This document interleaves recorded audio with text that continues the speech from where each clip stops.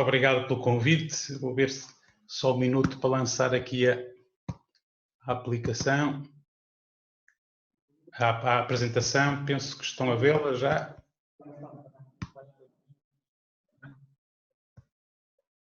Ok.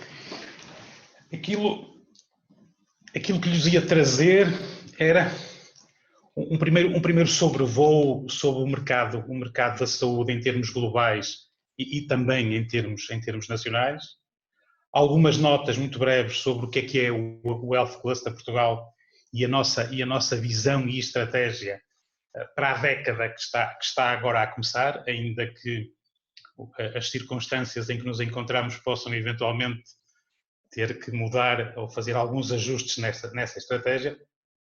E depois fixar-me um pouco sobre o tema que hoje nos traz mais em concreto, que é a questão dos dispositivos médicos, tendências e perspectivas. E começaria por assinalar algo que é mais ou menos óbvio e todos conhecem, que é o de que a saúde é sobretudo um setor de conhecimento intensivo. Trago-lhes aqui dois quadros. O do lado esquerdo mostra a percentagem de investimento em ID da faturação em termos globais. E como poderão ver, a indústria farmacêutica aparece destacadamente em primeiro lugar, investindo cerca de 15% do seu volume de negócios em investigação. No lado direito temos o quadro com as patentes europeias, em que as tecnologias médicas aparecem no primeiro lugar. De alguma forma, com estes dois quadros procuro ilustrar esta realidade da saúde enquanto área de conhecimento intensivo. E o nosso país? O que é que se tem passado nesta área do nosso país?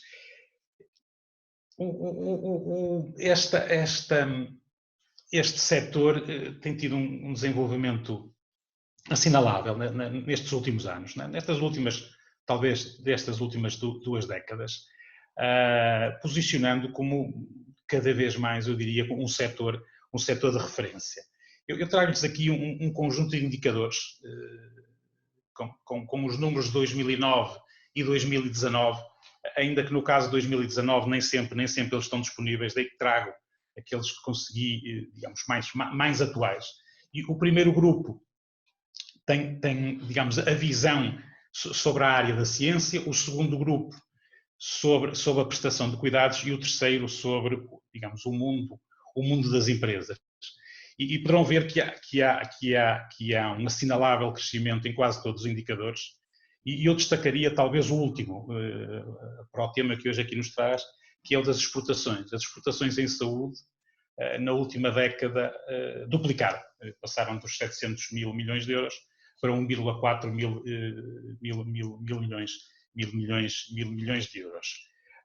Se quiserem, assim, de uma forma mesmo muito resumida, numa radiografia muito resumida, a saúde no nosso país representa qualquer coisa como 30 milhões de euros em termos de volume de negócios. Emprega 300 mil pessoas, isto é, cerca de 5% da população ativa. E são, como sabem, na maior parte dos casos, é gente qualificada ou muito qualificada. As exportações, como referi há pouco, estão na casa de 1,5 mil milhões, equivale a cerca de 2,5% das exportações de bens. E o valor acrescentado bruto estará nos 9 mil milhões, o que equivale a cerca de 4% do PIB. Isto é, nem sempre a saúde é vista sobre este prisma. A saúde enquanto motor da economia, a saúde enquanto motor do desenvolvimento, até porque a saúde, pela sua natureza, normalmente, e como eu costumo dizer, normalmente é notícia pelas más notícias. Normalmente nunca é notícia por esta visão e por esta componente, eu diria, desenvolvimentista. É, se quiserem, neste contexto que há 12 anos surgiu o Health Cluster Portugal, que no fundo junta, se quiserem, toda a cadeia de valor da saúde. privilegiando a abordagem conjunta da inovação, isto é, da valorização do conhecimento, a transformação deste conhecimento em valor, e neste sentido temos estado envolvidos mais direta ou mais indiretamente num conjunto de iniciativas e de projetos na área da investigação clínica e da translação, na área da Smart Health, que é um conceito mais recente que à frente abordarei, ou até mesmo do turismo médico. Se quiserem, apostamos muito de fazer com que Portugal seja o local ideal para investir e também para estabelecer parcerias de saúde numa visão global.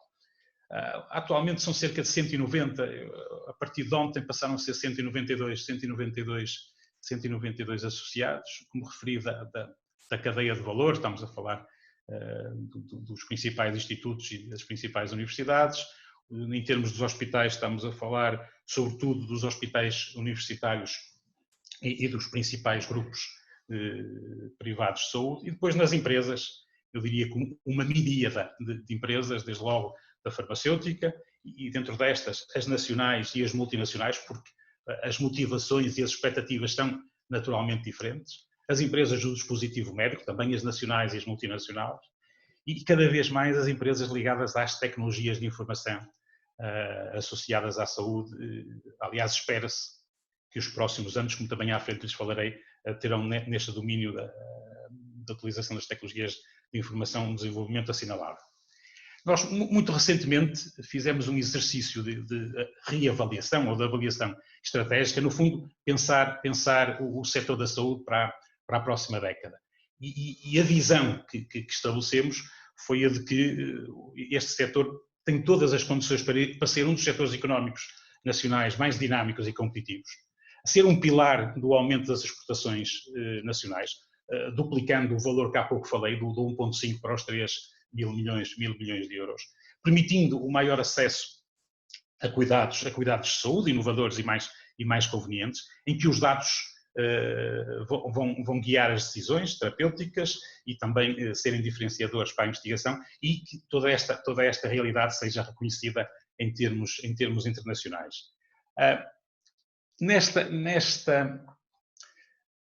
Na definição desta visão foi essencial, ou foram essenciais, estas 5 macro tendências que acreditamos, e muito boa gente acredita, que de alguma forma vão moldar o desenvolvimento da saúde nos próximos tempos. Desde logo, a saúde cada vez mais tecnológica, o Tech-Enabled Healthcare, a abordagem pela inovação aberta, que permite trazer para esta dinâmica empresas mais pequenas, as startups.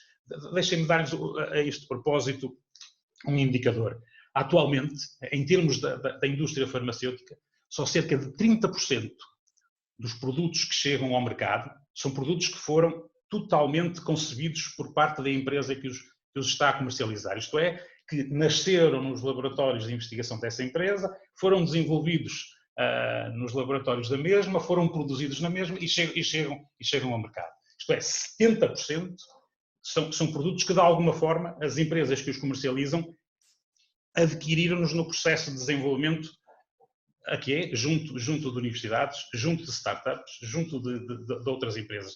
E isto cria aqui um mercado e, sobretudo, um conjunto de oportunidades que, de alguma forma, contrariam a ideia de que a saúde é só para as empresas mesmo muito grandes. De facto, cada vez mais não é. Ainda que seja, há lugar para as outras. A terceira macro-tendência é a questão do envelhecimento ativo, pelas razões mais ou menos óbvias.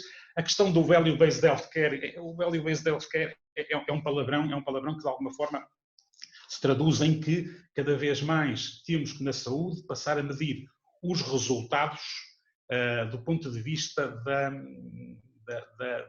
apreciação que deles fazem os seus utilizadores. Isto é, quando eu, há uns anos, caracterizava um hospital, normalmente referia o número de camas ou o número de episódios cirúrgicos. Depois comecei a introduzir uma nuance que foi, além de o caracterizar dessa forma, comecei a procurar caracterizar com os resultados clínicos, isto é, das operações que são feitas neste hospital, quais são os resultados, isto é, qual é a sobrevida, mas tudo isto ainda do ponto de vista clínico.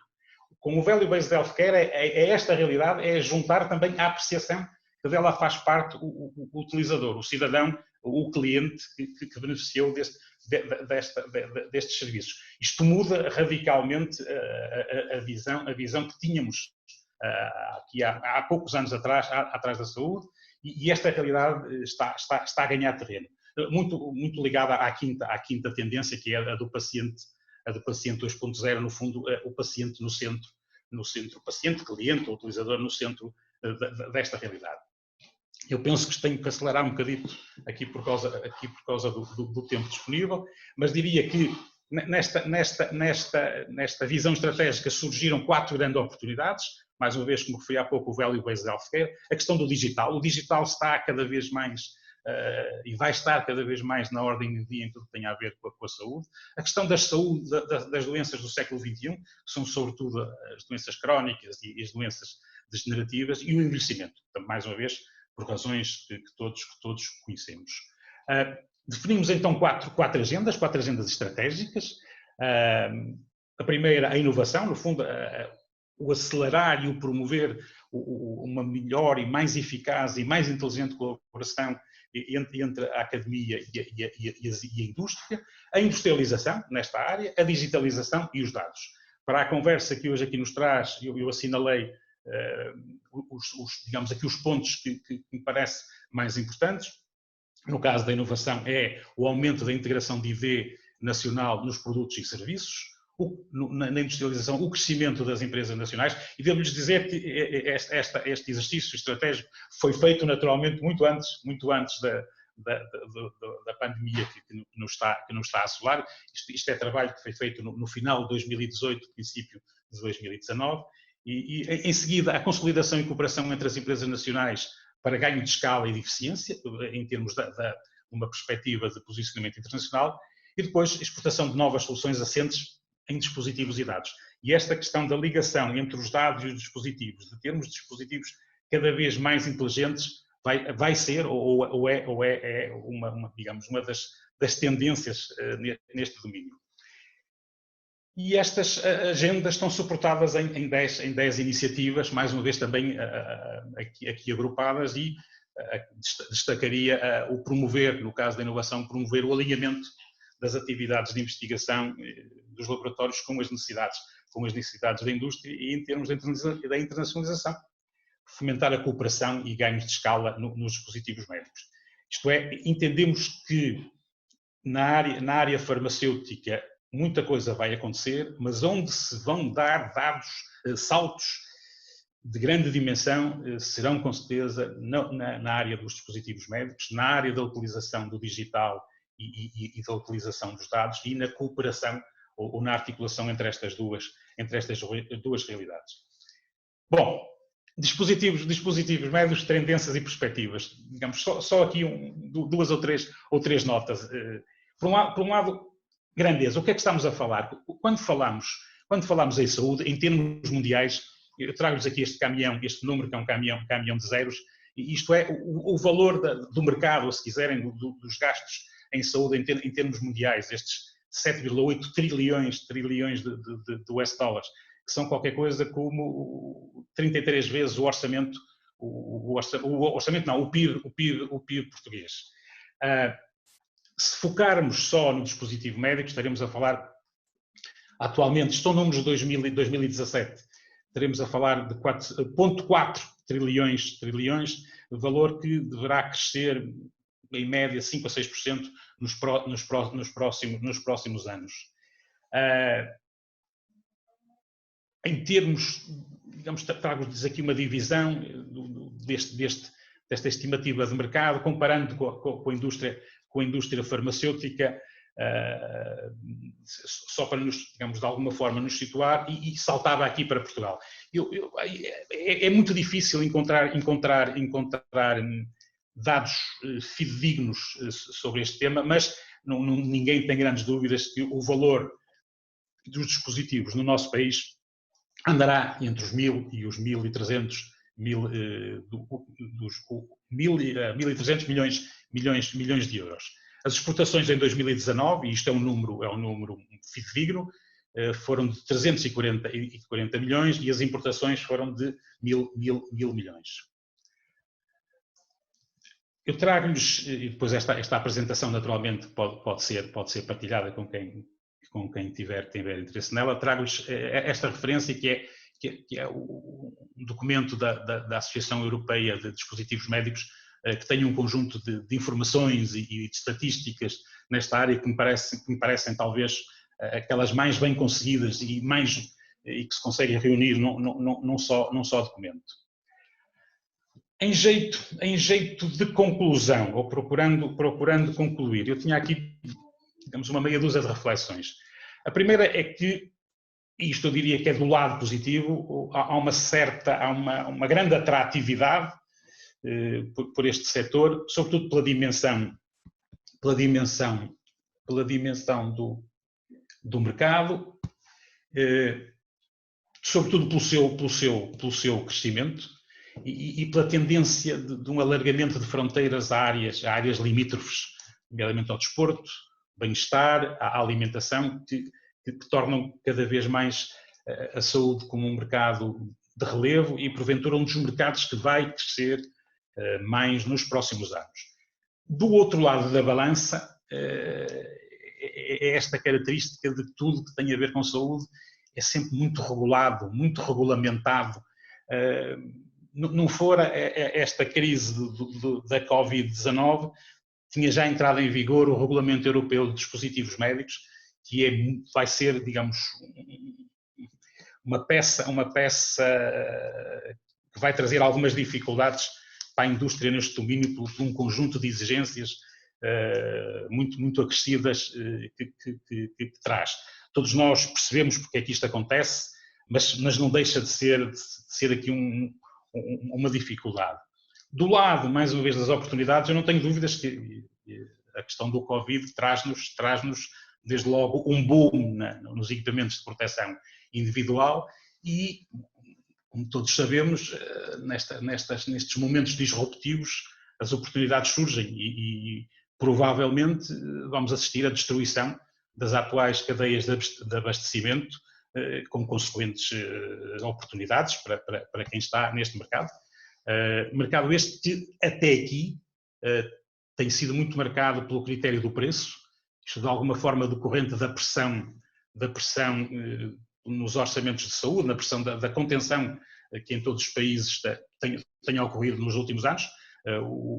Os orçamentos da saúde têm vindo a crescer na globalidade dos países um pedaço acima do produto interno bruto, o que gera movimentos de pressão no sentido da sua contenção. E também o desequilíbrio face ao Oriente. Era mais ou menos notório que assim é, a ver, vamos, o que é que se vai passar nos próximos tempos. Se calhar pode fazer sentido uma nova visão estratégica. Isto é, definitivamente passarmos a ter as compras públicas como motor e como dinamizador da inovação. Acredito que a reindustrialização da Europa e a reindustrialização de Portugal possam ter agora um empurrão no que toca à reindustrialização da área da saúde, em particular. Se calhar esta questão da Smart Health, que no fundo é a combinação entre as tecnologias médicas e os dados, podem ter aqui um caminho novo. E era isto que eu tinha para lhes trazer. Muito obrigado.